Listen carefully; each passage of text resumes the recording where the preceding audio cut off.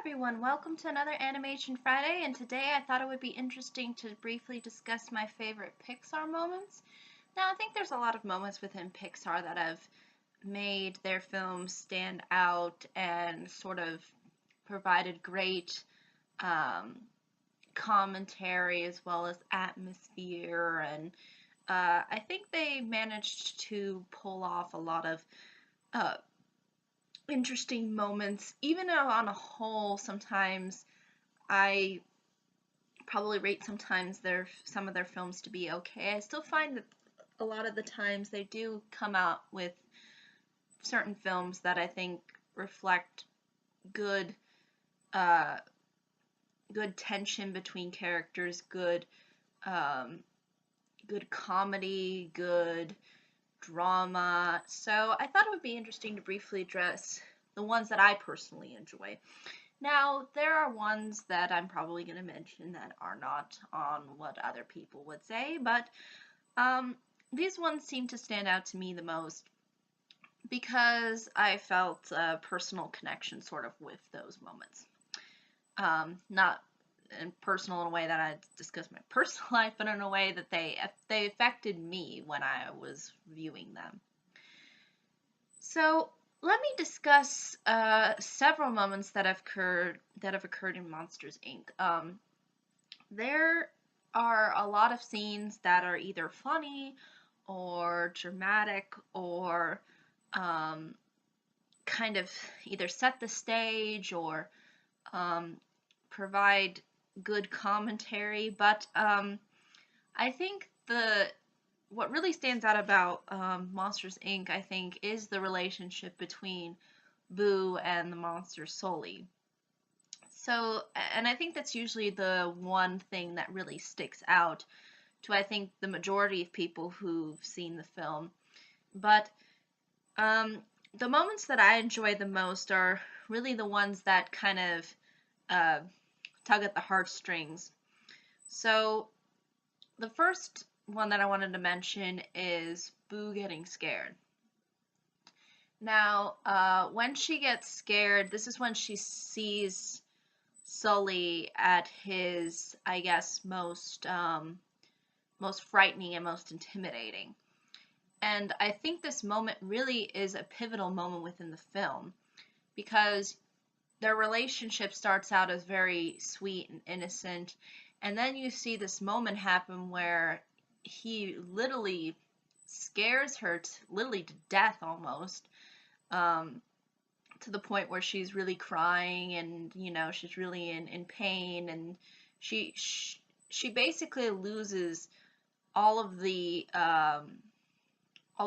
heart that she had for Sully because she sees this one side of him as really a monster.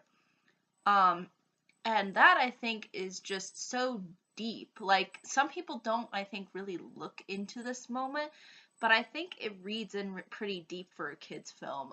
The fact that they're willing to go this far and really push that envelope to the point where, oh, you think it's just a kids movie, there's this innocent little relationship that develops, but then when it takes that turn, that moment of change, I think that really is something that stood out to me and still sticks with me to this day when I watch the film.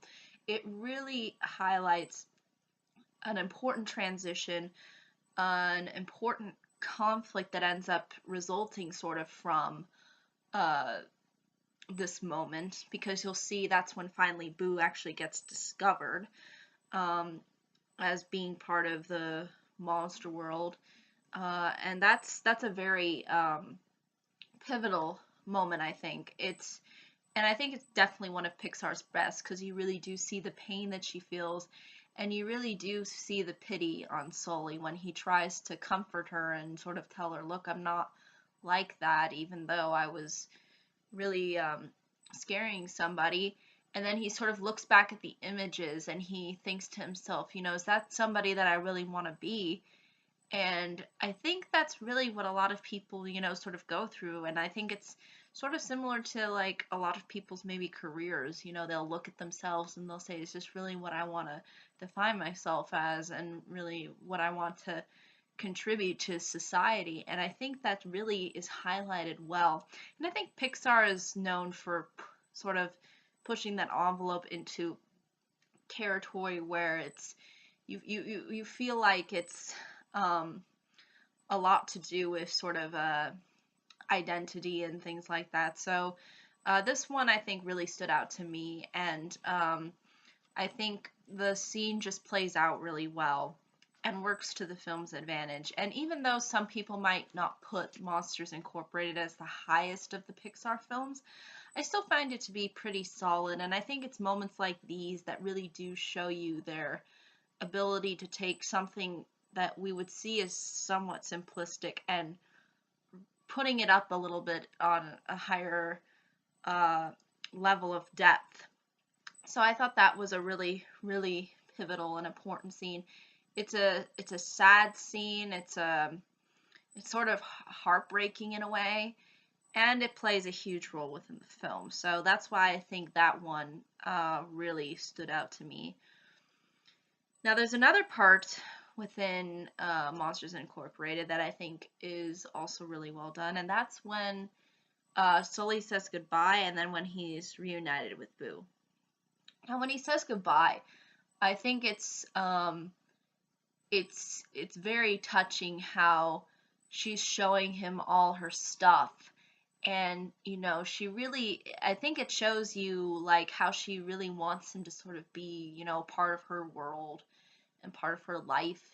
And she's like showing him all of these different toys that she has. Even one of them is a clownfish. So even Pixar has cameos. So you really see, how she's trying to get him into sort of her world, you know, sort of like how throughout the entire film she was in the monster world. And when he's kind of, feeling, sad that he can't stay, it just highlights, I think, and gives off the feels of that feeling of, which I think a lot of people go through, is this, they want to do something but they know they can't.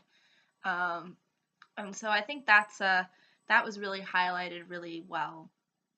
And not only is it her showing him the stuff and him kind of saying goodbye to her, it's also sort of what happens afterwards, because um, once he leaves, she thinks that he's still there.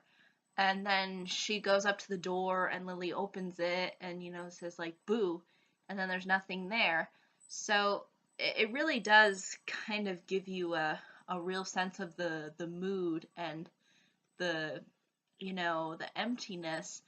And and then when they're reunited, it is very touching, especially when there's a little bit more involved. The um, for example, Mike, uh, when he rebuilds the door for Sully, I think that's a very touching moment and sort of highlights how the characters sort of all impact each other in a way. And then when he just opens the door and he sees her, I think that's just a very touching moment. And it's no longer dark, because when they return to her room initially, when he says goodbye, it's dark. And then when he comes back, there's like light and everything, so it's all day. And I think that really was a good choice on Pixar's part to create visually uh, uh, a good way of, you know, bringing out this sadness, but then sort of bringing in um, that reunited joy that sort of the characters experience. And I think it's kind of great too that it doesn't end with really showing Boo as a character, and just seeing Sully smile on his face.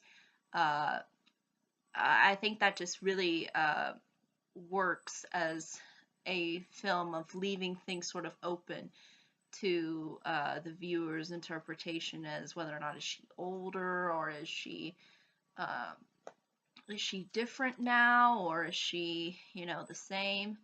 But either way, he's just happy to see her. So I think that's a good way of I think showcasing that aspect. I think it's definitely well done, and I think those particular moments really stood out to me, and sort of, I guess, left, an impact. Now, the second one that I want to talk about, I'm drifting away now from Monsters Inc. I'm not talking about that anymore. Done with all of those moments, but I wanted to briefly discuss um, the Ratatouille ending critique. Now, this includes when the food critic, eats the ratatouille that I believe the rat's name's Remy, gives him, and he goes back to sort of his childhood, and it's all nostalgia, and he sees his mom, and I think he like fell on his bike or something, and then she gives him some ratatouille, and he eats it, and he's all happy again. Those kind of little that nostalgic moment, I think, was just a great way of showing the sort of impact that the food had on him as a character. And it's funny because he's this like really lean, stern looking guy, and then when he eats the ratatouille, he's just all like kind of taken aback. um and then I find it also very fascinating too, like how he wants to know who made it, and then he sort of discovers who was behind making the ratatouille and making, again, pretty much all the dishes. And it's just a very interestingly kind of strange moment when he's just like looking at them and they're trying to explain to him how it works. And then seeing him do the critique too, I think is also um, something that is, I think, really well written, and really showcases to the audience his understanding of his experience, and I think he, uh, in a way, sort of, kind of represents, um, I think, an understanding of, I think, good criticism, uh, because the way he explains criticism, I think, is one that is of of merit, and I think this ultimately creates sort of that happy, feel good ending that ends up resulting from the film, and I think that really works. So this moment that I'm talking about starts from when he eats the ratatouille and ends basically with the ending of the film where he's going back in and having something to eat, and there's all the other characters that are helping out, and having a successful restaurant. So that's really, I think, one that really stood out to me, because I don't really consider myself a critic. I don't like to label myself as that. I like to label it myself as just someone with opinions, with thoughts and ideas. I just like to see myself as a human, and I like how his writing and his approach seem to be very human, because I think that's what the film was trying to do. It was trying to um, make things identifiable for uh, for those who maybe critique, and sort of bringing in that humanity that they and that everybody else has. So I think that's really what uh, the film does really well at. So I thought that ending just was summed up really well, uh, and I think that's why, again, even though I don't think Ratatouille is one of the more higher up there Pixar films, I still find that ending um, and those moments to be really worth um, what the entire film has to offer, and pretty much sum it up, I think, really well. Now, the next moment I wanted to briefly discuss is one that I think everybody knows and everybody loves, and that is Carl and Eli, or Ellie. Ellie. I'm sorry if I'm pronouncing it wrong. Carl and Eli, or Ellie, or no, Eli. Ellie. Blah. No, it's Carl and Ellie. There we go. I'm sorry. It's just her name looks like Eli, but you know it's not Eli because Eli is a boy's name. So Carl and Ellie. And I'm talking about the married life sequence. Yes, this one. Again, another interesting moment because there is no words, just music and moments. And again, very identifiable, very down to earth, something that a lot of people can get behind and identify with and feel. And it just knows how to bring in happy, how to bring in sad. It's like this. It just feels like life. And I think this moment really does capture that. It captures a very broad perspective, and I think it really does bring out uh, the relationship that they had together, Carl and Ellie. So it's definitely one of the moments that is up there, and I think a lot of people know and have heard of and cry and laugh and whatnot. So it's definitely worthy of that title. I think it's definitely up there with one of the better Pixar moments. And even though I'm not a huge fan of Up, I'm not necessarily crazy about the film. Again, I think it's very strange how they made dogs like the villains, and I don't know, the story is a little too bizarre for my taste, but I do really like how they had this really strong beginning. Again, I think the more beginning moments of the film are better than really the plot. Um, but again, that moment really stands out. That moment really captures it and gives you a snippet of life. And I think it's great. And the fact that they didn't need to use any words, or they were able to showcase all these different emotions within these couple of, I'm guessing it's like 10 minutes or so. It's just really really nice. And I think really works to animation's advantage, and you really do see the animation showcased here. So definitely worth recommendation. Now the second one, or second to last one that I wanted to briefly mention, is one that is not as, I think, high up that people would go, oh yeah, I want that on my list. But at the same time, I find it to be hilarious. I find it to be one of the more funnier Pixar moments, and I find it to be one of the ones that kind of just still sticks with me.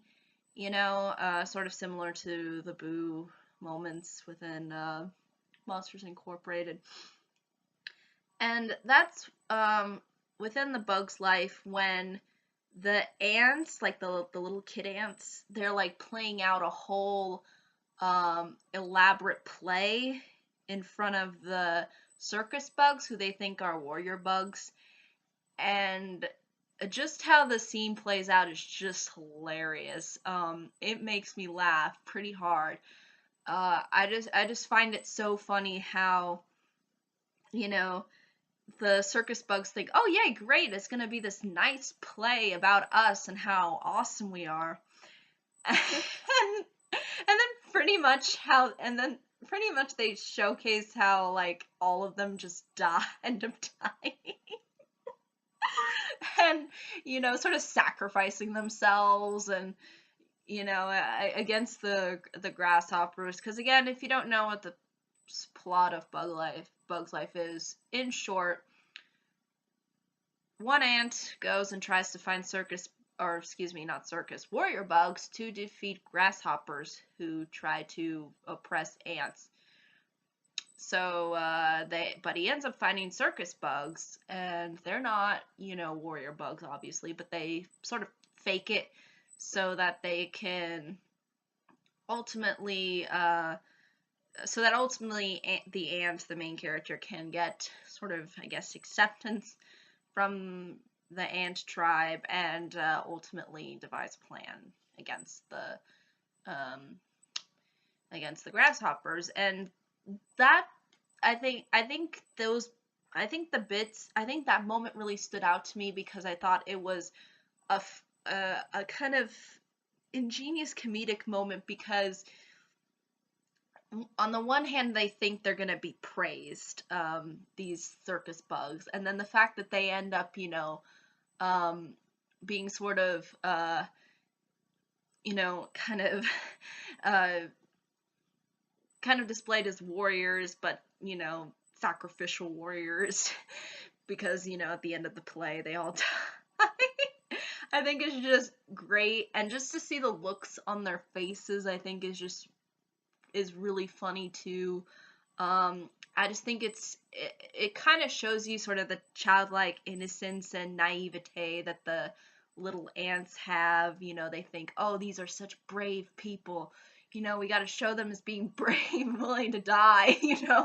And like they're so full of innocence, and they don't really know they just don't know any better. Um, and to see them like pull off something so like kind of over the top, I just think is just hilarious to watch. I think it makes more sense if you watch the entire film to sort of understand that moment. But for me, it always stood out because it just made me laugh really, really hard. And I just remember it being a well done comedic moment, because that's really when and I think it's sort of pivotal to the plot, because that's when the circus bugs realize, oh, crud, we shouldn't be here. And so that kind of creates, again, a pivotal moment and sort of conflict. So, again, it serves, I think, its purpose well, and I think that's why it made me really laugh. And I think they try to make it pretty graphic too, with like the drawings and stuff, because they do like drawings, of them with all like blood spattered everywhere. It's so ridiculous, but it's funny, and over the top, and I think it works in that context, especially when you know it takes the circus bugs completely off guard. So yeah, I think it works. It's definitely one of the more funnier moments, and one of the ones that's my favorite personally. Now the last one I wanted to mention is within Toy Story 3. And I know I'm not talking about the scene where they're, all together and it looks like they're gonna die. Um, that one I mean, it stands out to me, but at the same time it feels very, kind of it kind of puts you on the edge of your seat, but then once you end up knowing what happens, it doesn't really leave that strong, I think, of an impact, really. And I'm thinking they wouldn't, knowing Pixar, they wouldn't do something like that. That just wouldn't make sense. So, that moment kind of just, I mean, it's intense, and I think that works well. But then once you really know what happens, it doesn't give off the same, it doesn't give off the same effect as you would seeing it, I think, for the first time. So that's why that moment's not in there. And the Andy playing with the toys moment, sort of Andy saying goodbye to the toys, I kind of find, again, to kind of agree a little bit with the nostalgia critic, in that it is kind of goofy, and, seeing this college kid, like, playing with these toys, it's kind of just odd. But, since you kind of understand the story behind it, you feel like you don't really care. And that's kind of the idea that I thought. And I go, you know what? He probably wouldn't be doing that, in real life. But heck, knowing the characters that are within this story and how they've impacted him, I'll let that slide. I mean, it's not like it's a horrible scene. But what really stands out to me is really the moment when Andy leaves, like when he's driving away. It's really the ending of the film, really. It's really the ending of the film. It's again, some people mistake like him playing with the toys is really the ending, but that's really not the ending. The ending is when he leaves our college, and he's just driving down that road, and then you see the toys sort of come to life, and then Woody literally sees the car just going away, and then, he sort of says, so long, partner. You know, that I think is the one moment that was, I think, really touching and bittersweet. I think that was really the moment of, you're gone, but I'll always have you with me, sort of was, I think, really the message behind it. And I like the idea too that, it's not just about the kids. It's about the toys and them being together. They're um, really the toys being together and working together as a team. Those are I think the things that make what they sort of enjoy worthwhile. And I think that's highlighted really in the ending when, Buzz sort of holds Woody on the back, and they kind of just share this like little moment. It's like they'll always leave, the kids will always leave, but the toys, we have each other, and that's very important. So I think that was really something that stood out to me, because that's really what I think Toy Story was all about.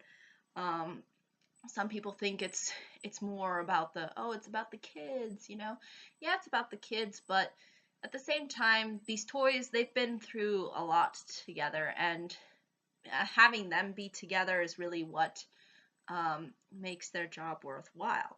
So I think that's really the real kind of message behind Toy Story. There's always people who are gonna be there with you. It's not like you're alone, but at the same time, there are gonna be those that come and go, and that's beyond your control. So I think that's really the message, and it's nice to see that it's sort of bittersweet, but at the same time, I think sort of joyous, because the toys are just going through another stage, and um, I think it's nice to see that they sort of have each other, and they're kind of like this one big unit.